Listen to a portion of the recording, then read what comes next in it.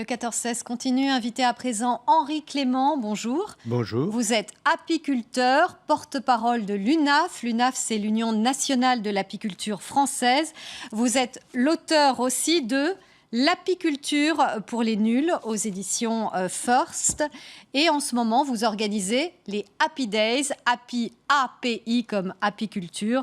Ce sont les journées nationales de l'abeille. En France, avec tous nos partenaires du programme Abeilles Sentinelles de l'environnement, ce sont des journées qui permettent au grand public, aux enfants, de découvrir le monde des abeilles de manière ludique et gratuite dans plus de 70 lieux en France, notamment à Paris.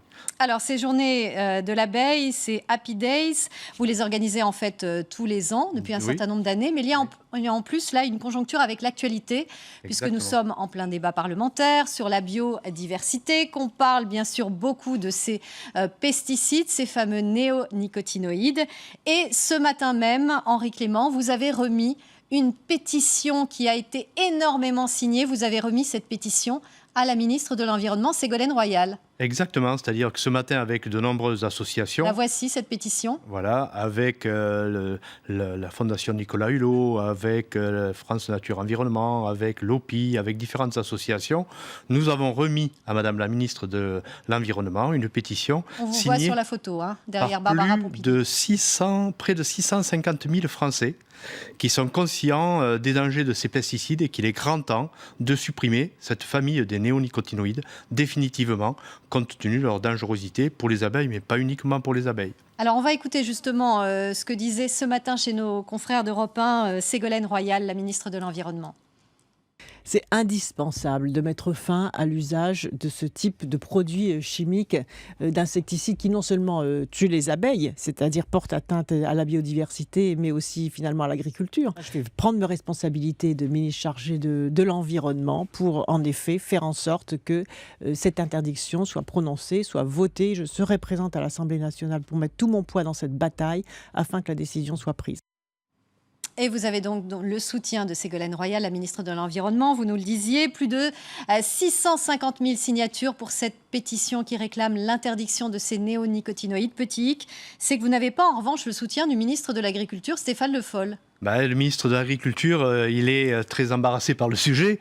D'une certaine manière, il dit qu'il est favorable à l'agroécologie, mais visiblement, il est quand même très sensible au lobby et à certains relais agricoles qui font croire à tort qu'on ne peut pas se passer de ces pesticides. Alors qu'en fait, on peut très bien se passer de ces pesticides. Et il y a encore un scientifique argentin qui l'a démontré, le rôle des pollinisateurs, de l'ensemble des insectes pollinisateurs, est bien plus important pour les rendements agricoles que les produits phytosanitaires ou même les apports en eau. Alors donc aujourd'hui, les abeilles et les pollinisateurs qui sont menacés par ces pesticides jouent un rôle fondamental dans les rendements agricoles. Donc monsieur le ministre de l'Agriculture a tort de ne pas soutenir. Espérons que Madame la ministre de l'Environnement, Ségolène Royal, aura raison jusqu'au bout. On le rappelle, la France est le premier utilisateur européen de pesticides utilisés chaque année. Les chiffres semblent incroyables. 70 000 à 120 000 tonnes de pesticides utilisés chaque année. Et la France est même troisième au niveau mondial, derrière les États-Unis et le Japon. Exactement. Et ce qui est encore pire, c'est qu'en fait, nous avons demandé au ministre de l'Agriculture les statistiques sur l'utilisation des néonicotinoïdes ces dernières années, 2014-2015. Il y a eu, de la part du ministère de l'Agriculture, un frein pour ne pas donner ces statistiques. On a saisi la CADA qui nous a donné raison. On a eu les chiffres et malgré le moratoire sur ces pesticides décrété par l'Europe, on s'aperçoit que par exemple l'imidaclopride a continué à augmenter de 36% malgré l'interdiction sur tournesol, colza et maïs. C'est extrêmement préoccupant compte tenu en plus, comme on le disait, de la dangerosité de ces molécules pour les abeilles, mais pour les organismes du sol, pour les os, pour les petits mammifères et pour la santé humaine, puisque de plus en plus de scientifiques estiment que ces molécules sont dangereuses pour la santé humaine.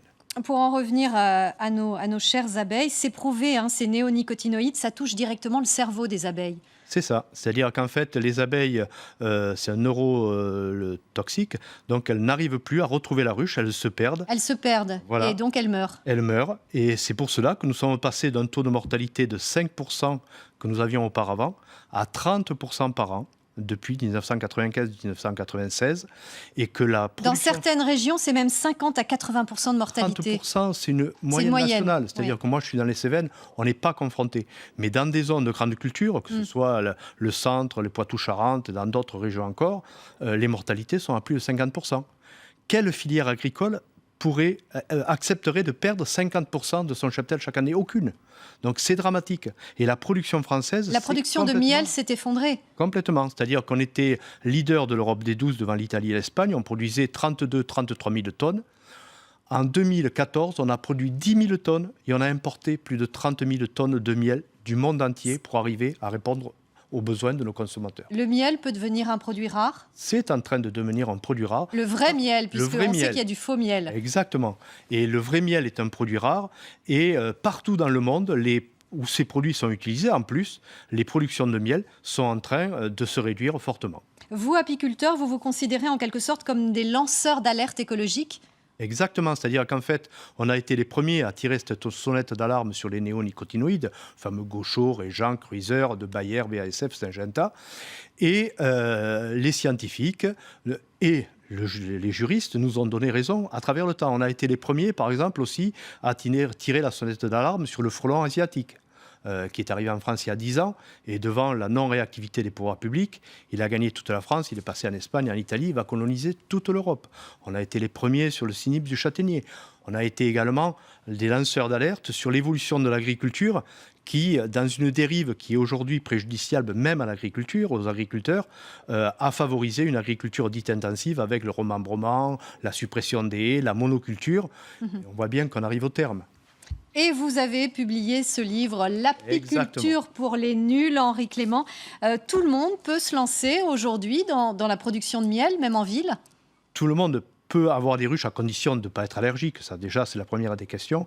Et puis, il faut prendre quand même quelques précautions en termes de distance. Il y a des respects de distance à respecter, que ce soit les arrêtés préfectoraux, les arrêtés municipaux. Mais en même temps, l'apiculture, ça s'apprend. Il ne suffit pas de poser une ruche pour devenir apiculteur. Il y a un savoir-faire, il y a des tours de main. Et donc, il y a partout en France des ruches et écoles qui forment les gens et qui permettent à tout un chacun d'avoir le grand bonheur de produire son miel, de le faire découvrir à ses amis. Il y a des ruches sur certains toits de Paris. Et ce qui est intéressant, c'est qu'en fait, le miel en ville est très bon parce que justement, on utilise de moins en moins de pesticides, d'insecticides dans les jardins publics en ville et les abeilles sont moins touchées. Voilà, c'est pas tout à fait ça. C'est-à-dire qu'en fait, les abeilles se portent mieux en ville, pas le miel, mais les abeilles, dans des villes comme Paris, que dans les zones de grande culture, où il y a du maïs, du tournesol, du colza ou du blé. Parce qu'en fait, il n'y a pas de pesticides, il fait un peu plus chaud et il y a une grande diversité de floraison. Alors, c'est un signal d'alarme qui est tiré pour les pouvoirs publics. Et Ségolène Royal ne s'y est pas trompée. C'est-à-dire qu'en fait, on a besoin de ruches et d'apiculteurs sur l'ensemble du territoire. Et donc, l'avenir de l'apiculture n'est pas du tout en ville, mais qu'elle se porte mieux. Place de la Concorde. Oui, c'est quand même paradoxal. C'est paradoxal et c'est un signal d'alarme. Une abeille a un rayon d'action de plusieurs kilomètres. Oui, 3-4 kilomètres, parfois plus, mais après, c'est inefficace. Et elle butine, alors ça c'est incroyable, jusqu'à 700 fleurs par jour. Chaque abeille. Chaque abeille. Donc, ce qui veut dire que nos abeilles, en visitant les fleurs pour prendre le pollen et le nectar, pollinisent énormément de plantes. Et aujourd'hui, par exemple, notre alimentation, à 35%, provient du rôle des abeilles et des pollinisateurs sauvages. Ça, c'est fondamental. Donc si les abeilles disparaissent, il n'y a plus de biodiversité. Il n'y a plus de biodiversité et surtout, on aura moins d'alimentation, de ressources alimentaires à notre disposition. Moi, je prends souvent l'exemple du petit déjeuner. Si vous n'avez plus d'abeilles et de pollinisateurs sauvages, parce que c'est l'ensemble qu'il faut protéger, au petit déjeuner, vous consommez du café, du thé, du chocolat. Il restera le thé, parce que le café et le chocolat ont besoin d'abeilles. Confiture, jus de fruits, miel, tout cela, ça disparaît. Et il reste le pain. On ne crèvera pas de faim sur la planète. Il y aura du pain, il y aura du riz. Mais par contre, il y aura moins de produits laitiers. Parce que pour nourrir les animaux, il faut des fourrages. Et pour avoir des fourrages, il faut des abeilles. Vous voyez, la boucle est bouclée. Et donc, c'est toute une chaîne. C'est une chaîne et c'est pour cela que l'avenir des abeilles ne concerne pas que les apiculteurs, mais l'ensemble de la société. Et ça concerne tout le monde et ça concerne toute la planète. Sauvez les abeilles. Merci Henri Clément, porte-parole de l'UNAF, l'Union nationale de l'apiculture française, auteur de L'apiculture pour les nuls aux éditions Furth. Allez-y, en ce moment, ce sont les Happy Days, les journées nationales de l'abeille dans toute la France. Merci d'être venu. Merci à vous. Sur ce plateau, le 14-16 continue dans un instant le rappel de l'actualité, puis ce sera l'œil du web. Alison Tassin, tout de suite.